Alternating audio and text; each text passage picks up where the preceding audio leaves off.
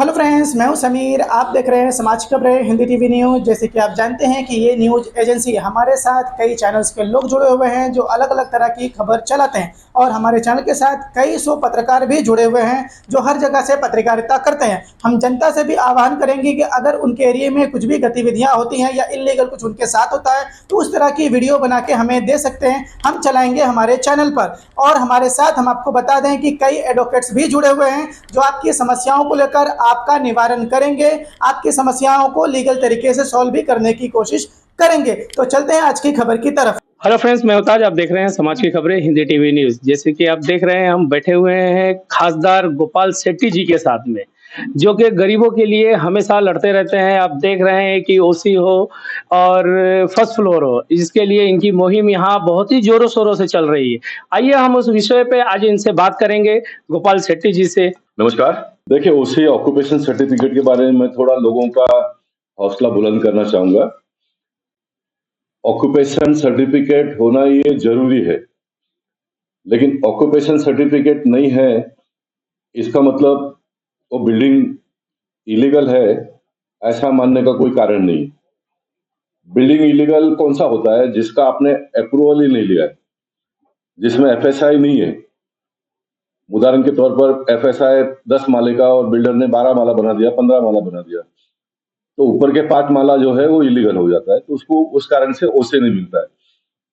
इस प्रकार के बहुत सारे मुद्दों को लेकर गत अनेक वर्षों से ऑक्यूपेशन सर्टिफिकेट बहुत सारे बिल्डिंगों का देना रह गया है।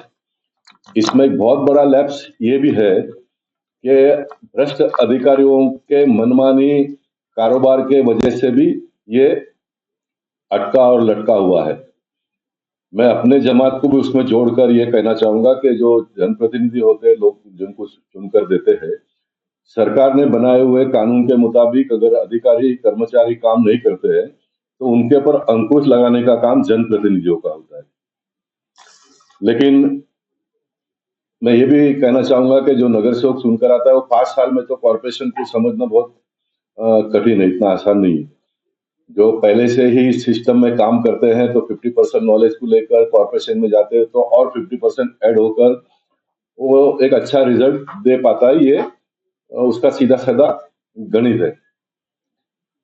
और जो मेरे जैसे जुने अनुभवी लोग हैं जिन्होंने बहुत सिस्टम को समझा है, उसको अमल में लाने का प्रयास किया, लोगों के विषय को लेकर ही संघर्ष करते रहना, लड़ना, ये एक जनप्रतिनिधि का काम है, ऐसा जिसने माना वो कुछ हद तक कामयाब हुए हैं।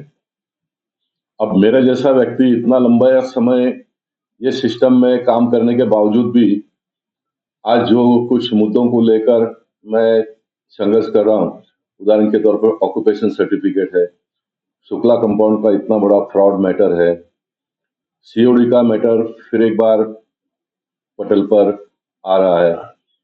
ऐसे कुछ मुद्दों को लेकर मैं संघर्ष कर रहा हूं, लेकिन सिस्टम का मदद न मिलने की वजह से ये सारा मामला अटका हुआ है, लटका हुआ है।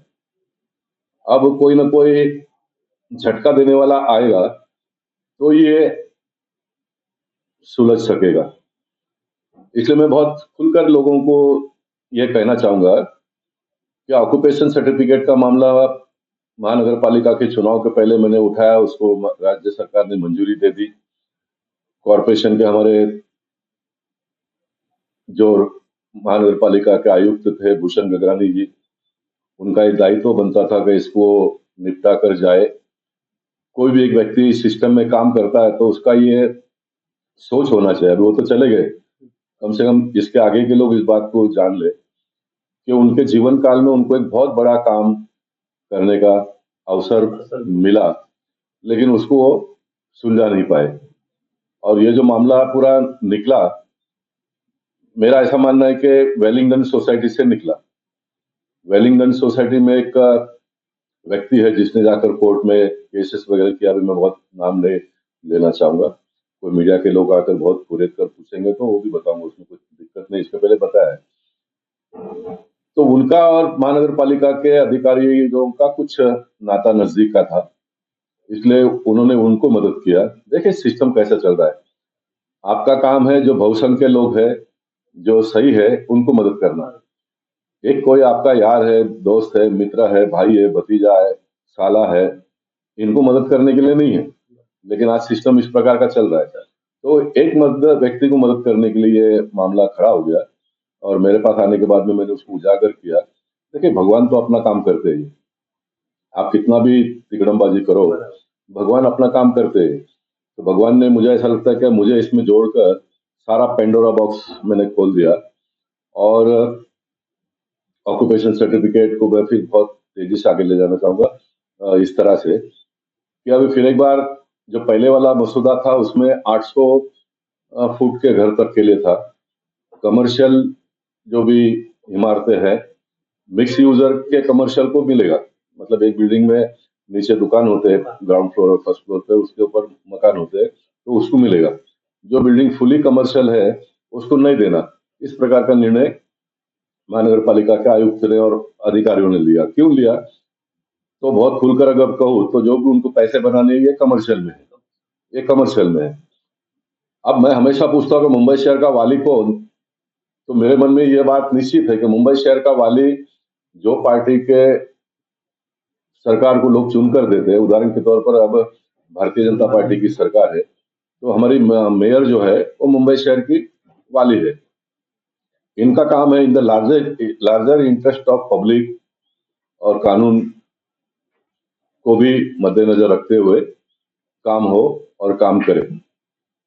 लेकिन ये अधिकारी अगर इस प्रकार से करते रहेंगे तो फिर सरकार ए की हो या बी की हो, जनता के हाथ तो कुछ आना नहीं है, उनके पल्ले तो कुछ पड़ना ही नहीं है। तो इन्होंने कॉरपोरेशन के चुनाव के पहले अटका दिया।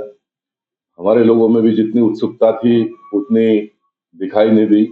मैं अकेला सिर्फ लड़ रहा था और फिर सब लोगों ने सोचा कॉरपोरेशन का चुनाव अभी हो ही रहा है, तो चलो अभी थोड़ा चुप बैठो।